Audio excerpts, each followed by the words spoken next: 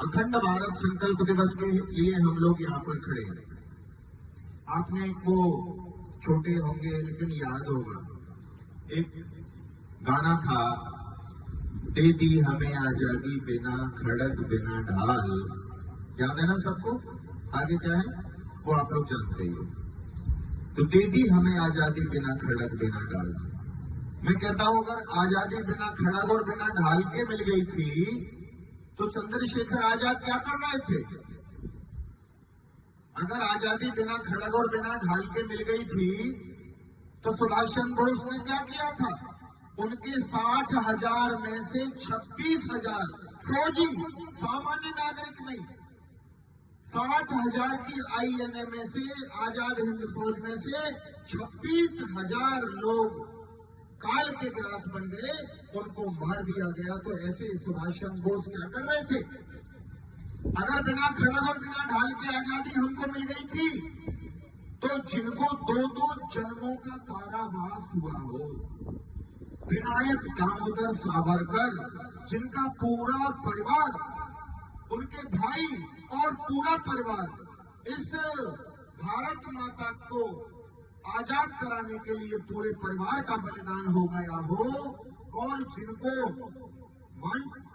Rangoon जैसी jail में भेज दिया गया हो, काले पानी की सजा कर दी हो, 2-2 जन्मों का कारावास किया हो, और जब आप समझो जब उनको 2 जन्मों का कारावास हुआ और जज ने जब उनको सजा सुनाई तो वो हंस रहे थे। जज ने कहा तुम कैसे व्यक्ति हो, मैंने तुमको 2 जन्मों का कारावास दिया है और तुम हंस रहे हो? तो उन्होंने कहा मैं हंस इस बात पर रहा हूं कि कम से कम इन गोरे अंग्रेजों ने ये तो माना कि हमारे हिंदुत्व में 84 लाख योनियों में से मेरा जन्म दोबारा होगा और मुझे फिर से इस भारत माता की सेवा करने का मौका मिलेगा। आप 2 जन्मों का मुझे कारावास दे रहे हो। हमारी मान्यता को, हिंदू मान्यता को अंग्रेज भी मान रहे हैं। मैं इस बात के लिए हंस रहा हूं। क्या किया था उन्होंने? अगर आजादी बिना खड़ग और बिना ढाल के मिल गई थी तो जिन्होंने केवल एक बम फोड़ा था, कहने के लिए वो बम था, लेकिन वास्तव में एक इस प्रकार का धुआं का एक आवरण दिखाना था और एक विस्फोट करना था, उसमें कोई एक व्यक्ति हताहत नहीं हुआ। असेंबली में जब बम फोड़ा था, बटुकेश्वर दत्त ने क्या किया था? आप केवल ऐसे अगर मैं नाम लेता चला जाऊंगा तो आप समझिए इस अखंड भारत को अखंड बनाने के लिए 45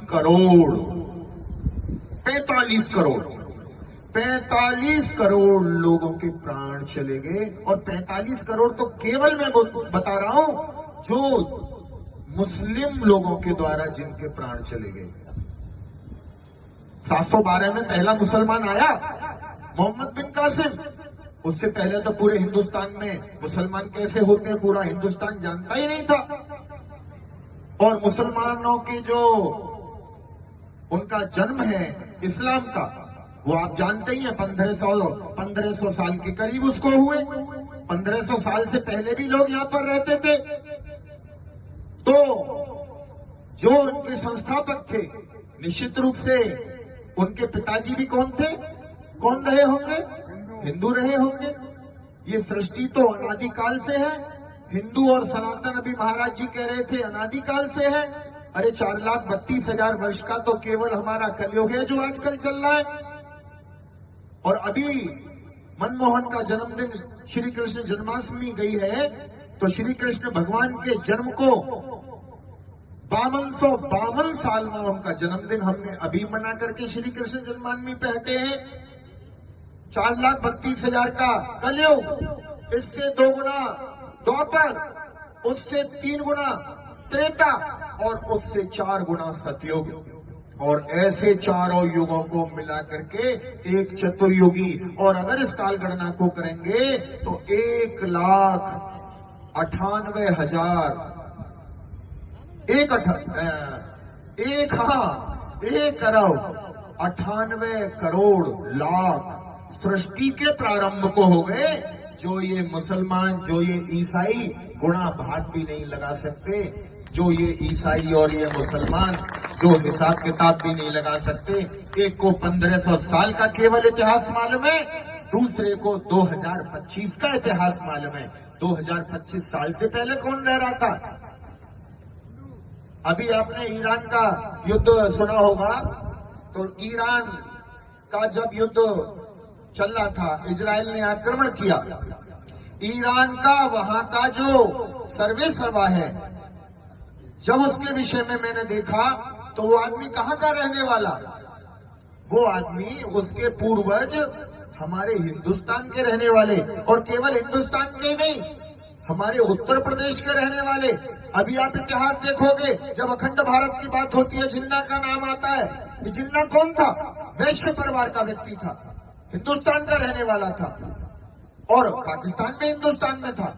अभी आपने बताया कि कैसे कैसे लोग अलग हुए। वैश्य परिवार का व्यक्ति जिन्ना, ठीक है, बैरिस्टर हो गया, और जवाहरलाल नेहरू जी से ज्यादा बड़ा बैरिस्टर था वो, गांधी जी से बड़ा ज्यादा बैरिस्टर था वो, और अपने कहीं ना कहीं बाद में मुसलमान लोग भी उससे जुड़ गए थे। अगर प्रधानमंत्री मैं कहता हूं बनाने की बात आ गई थी तो जिन्ना को ही बना देते। आपको मालूम है जिन्ना कितने दिनों जिंदा रहा देश आजादी के बाद में? 14/15 की रात को देश का विभाजन हुआ, आप सब जानते हैं। 1.5 साल देश की आजादी के बाद में जिन्ना जिंदा नहीं रह पाया, 1.5 साल में मर गया। लेकिन एक दूसरा हिस्सा अलग से बना गया। अरे धर्म के आधार पर ही तो हुआ था। उन्होंने कहा भाई हमें हिंदुओं के साथ हमारी रीति रिवाज, हमारी मान्यताएं, हम इनके साथ रहने में हमें असुविधा है, हमें अलग से देश चाहिए। वो अलग से देश की बात भी कहां से आ गई? 1857 का जब स्वतंत्रता समर हुआ, गलती से लोग उसको काय का आंदोलन कहते हैं, गदर कहते हैं। गदर गलती से भी हम लोगों को नहीं बोलना चाहिए, वो गदर नहीं था, वो स्वतंत्रता समर था, स्वतंत्रता का आंदोलन था। और अगर एक उत्साही व्यक्ति मंगल पांडे जिसने मेरठ से गोली चला दी, अगर वो एक गोली न चलती तो इस प्रकार की योजना पूरे हिंदुस्तान में हमारे क्रांतिकारियों ने बना ली थी कि एक साथ विस्फोट होगा, एक साथ गोली चलेंगी, एक साथ अंग्रेजों को मार देंगे और हिंदुस्तान को आजाद कर लेंगे। दे दी हमें आजादी, अच्छा नहीं लगता? किसी ने दी नहीं है आजादी। रातों रात के 12 बजे कुछ लोग बैठ करके रचना करते हैं और घोषणा करते हैं। 15 अगस्त को, 14 अगस्त को तक किसी को ये मालूम नहीं था कि मैं भारत में रहूंगा कि मैं पाकिस्तान में रहूंगा। जो एक आदमी बुलाया, भारत और पाकिस्तान की रेखा कौन तय करेगा? रेड क्लिफ नाम, ये बच्चे नौजवान लोग बैठे पढ़ते हैं, रेड क्लिफ लाइन खींची हुई है। वो रेड क्लिफ कौन था? इंग्लैंड से आया हुआ अंग्रेज वकील, जो इससे पहले कभी हिंदुस्तान नहीं आया मित्रों, जिसने उससे पहले कभी हिंदुस्तान नहीं देखा, रेड क्लिफ ने। वो आदमी आता है और 4 हफ्ते के अंदर इस हिंदुस्तान के बंटवारे की नींव रख देता है, लाइन खींच देता है। ये हिंदुस्तान, ये पाकिस्तान। लाहौर जो हमारे भगवान श्री राम के बेटे लव ने बसाया, वो लाहौर आज कहां है? जहां हमारे वेदों की रचना हुई, जहां हमारे संतों ने बैठ करके जिस नदी के, जो शारदा पीठ हमारे आदि शंकराचार्य ने बनाया, 4 धामों में से एक धीम जिसकी स्थापना की, आज वो शारदा पीठ कहां है? आज वो सरस्वती माता, हम कहते गंगा यमुना सरस्वती, आज वो मां सरस्वती जहां वेदों की रचना हुई संतों ने बैठ करके, वो आज सरस्वती नदी कहां है? आज वो ननकाना साहब कहां है जहां पर नानक पैदा हुए? आज सिखों का जो सबसे बड़ा तीर्थ ननकाना साहब, वो कहां है? मेरे बाबा जिस जेल में रहे, मांटगोमरी जेल, वो अगर मैं उसे देखने जाऊं कि मेरे बाबा कहां पर जेल में थे, तो वो भी मांटगोमरी पाकिस्तान में चली गई। कोई तय नहीं था कौन किधर जाएगा। और ये रेड क्लिफ खींच करके रख देता है, और 14/15 की रात को देश का विभाजन और कहते कि आजादी मिल गई। आपको मालूम है पाकिस्तान ने 2 साल तक अपने आजादी का जो दिन है, जैसे हम 15 तारीख को मनाते हैं 15 अगस्त को, वैसे ही 2 साल तक पाकिस्तान ने भी 15 तारीख को आजादी का वो मनाया। लेकिन ऐसे कट्टरवादी जो मुल्ला हैं उन्होंने कहा नहीं नहीं, अरे भाई पाकिस्तान के और हिंदुस्तान के समय में आधे घंटे का अंतर है, तो आधे घंटे का अगर 12 बजे हुई तो हम तो 11:30 बजे आजाद हुए, तो 11:30 बजे हुए तो 14 तारीख को होना चाहिए, तो हमें 14 तारीख में अपना आजादी का दिन मनाना चाहिए और 15 तारीख का, क्योंकि हिंदुस्तान मनाता ही है। केवल 14 और 15 की रात को जैसे ही देश के विभाजन की घोषणा हुई, मार काट मच गई, मार काट। उससे पहले डायरेक्ट एक्शन डे। ये डायरेक्ट एक्शन डे क्या था? Direct action. जिन्ना ने कहा कि अच्छा ऐसे नहीं दोगे, डायरेक्ट एक्शन करो इन पे। जहां जहां मुसलमानों की बस्तियां थी वहां हिंदुओं को घेर लिया। उनको पता नहीं था। मैं ऐसे परिवारों से मिला हूं, सौभाग्य से मुझे राष्ट्रीय स्वयंसेवक संघ जैसे संगठन में प्रचारक रहने का सौभाग्य मिला। मैं ऐसे परिवारों से मिला, वो लड़की दीवार बन के खड़ी हो गई। उसने अपने पूरे परिवार को कहा, मैं घर की बड़ी बेटी हूं, पिताजी मेरे को ये वैसे भी मेरी इज्जत लूट देंगे, वैसे भी ये मुझे मारेंगे, आप एक काम करिए बंदूक मुझे दीजिए, और अगर बंदूक आप चला रहे हो तो मुझे दीवार टूट गई तो कहां से सहारा लेंगे? तो बड़ी लड़की कहती है, पिताजी आप मुझे दीवार की जगह आगे बिठा दो, मरना तो मुझे वैसे है, इन विधर्मियों के हाथों से नहीं मरूंगी, अगर आप मेरे पीछे खड़े होकर के गोली चलाओ, इनको मारो। कहां तक मारते? एक एक गांव पर 10,000 20,000 लोगों ने आक्रमण कर दिए। जो जिनके बड़े बागान सेब के थे, जो बड़े बड़े वहां के जागीरदार थे, जो बड़े बड़े लंबरदार थे, और उनको किन्होंने मारा? उन्होंने मारा जो उनके यहाँ नौकर रहते थे। उनको किन्होंने मारा? उन्होंने मारा जो उनके यहाँ दरबान रहते थे। उनको किन्होंने मारा? जो उनके यहाँ काम करते थे। ऐसे लोगों ने जो उनसे भाई कहते थे, भाई को चारा बना दिया। आपने आज भी कुछ लोग देखे होंगे, भाईचारा, गंगा जमनी भाईचारा। एक भाई कहता रहेगा, दूसरा आदमी चारा बनाता रहेगा। आज ये ऐसा हिंदुस्तान आज नहीं है।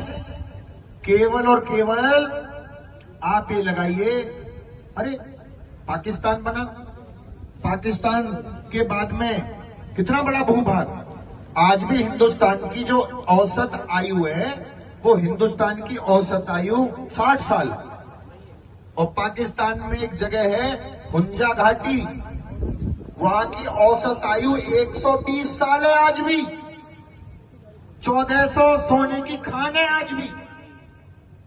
दुनिया का सबसे बड़ा और शुद्ध जल का स्रोत है वहां आज भी। जीवन पूरा निकल जाता है, वहां के लोग बीमार नहीं होते। आप लोग सब मोबाइल चलाते हो, आप डाल करके देख लेना हुंजा घाटी, आज वो कहां है? पाकिस्तान में। लेकिन आप परेशान मत हो, आज महाराज जी जैसे लोगों के और रोहित सिंह हिंदू जो पूरे हिंदुस्तान में हिंदुत्व के अलग को जगाए घूमते हैं, ऐसे महान लोगों के कारण से आज इतना ज्वर, आज लोगों में इतना उत्साह, आज पूरे हिंदुस्तान में आपने ऐसी सरकारें भी बना करके दी हैं, चाहे वो प्रदेश में हो और चाहे वो हिंदुस्तान में बैठी हुई मोदी की सरकार हो।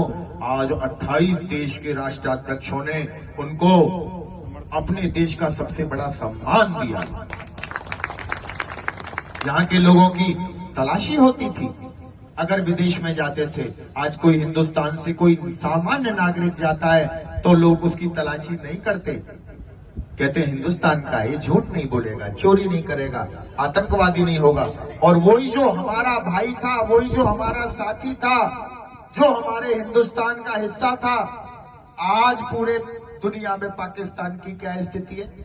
जिन्ना ने माना बाद में, जिन्ना ने कहा मेरी बहुत बड़ी गलती कर दी मैंने पाकिस्तान को बना करके।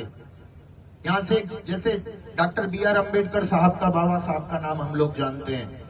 बाबा साहब को जैसे यहाँ का कानून मंत्री बनाया गया, वैसे ही एक जोगेंद्रनाथ मंडल को पाकिस्तान का कानून मंत्री बनाया गया। वो बंगाल से केवल इस कारण से चले गए कि हम यहाँ पर एससी वर्ग में आते हैं और हमारा मुसलमानों के साथ में बहुत अच्छा निभाव हो जाएगा, हम लोग वहां अच्छी तरह से रहेंगे। और क्योंकि विद्वान भी थे कानून के, यहाँ के नेताओं को लग रहा था। और बाद में उन नेताओं ने कहा, जब उनसे पूछा गया एक और थोड़े दिन बाद अगर आजादी हो जाती, उन्होंने कहा हम बुढ़े हो गए थे, हम बुढ़े हो गए थे, कब मैं प्रधानमंत्री बनता, कब मैं शिक्षा मंत्री बनता, कब बनते हम लोग, हम बुढ़े हो गए थे, हमारे पास समय नहीं था। तो केवल कुछ लोगों ने अपने समय को अपने हिसाब से ढाल करके और इस देश को बहुत जल्दी से आजाद कराया। अंग्रेजों ने कहा कि हम इसे जून 48 में आजाद कर देंगे। कब कर देंगे? जून 48 में। लेकिन अंग्रेजों ने आजाद कब किया? 14/15 की रात को 12 बजे आजाद किया। और 48 में नहीं किया, 47 में किया। लोगों को पता ही नहीं था कैसे बंटवारा होगा। ये तो पता चल गया बंटवारा होगा, क्योंकि 46 में उन्होंने कहा कि बंटवारा होगा। लेकिन बंटवारा कैसे होगा? उनसे पूछो 15 अगस्त के बारे में क्या कहते हैं। यदि उनका दुख सुन तुम्हें लाज आती, तो सीमा के उस पार चलो, सभ्यता जहां कुचली जाती, ईमान जहां बेचा जाता, इस्लाम से सकियां बढ़ता है, डॉलर मन में मुस्काता है। भूखों को गोली, नंगों को हथियार पहनाए जाते हैं, सूखे कंठों से जिहादी नारे लगवाए जाते हैं। दिन दूर नहीं, खंडित भारत को पुनः अखंड बनाएंगे। गिलगित से गारो पर्वत तक आजादी पर्व मनाएंगे। उस स्वर्ण दिवस के लिए आज ही कमर कसें, बलिदान करें। जो पाया उसमें खो न जाएं, जो खोया उसका ध्यान करें, जो खोया उसका ध्यान करें। ऐसे अटल बिहारी वाजपेयी जी की अपनी 4 पंक्तियों को कहते हुए अपना विषय मैं समाप्त करता हूं और फिर से अध्यक्ष जी को धन्यवाद देते हुए माननीय संचालक जी को मैं ये माइक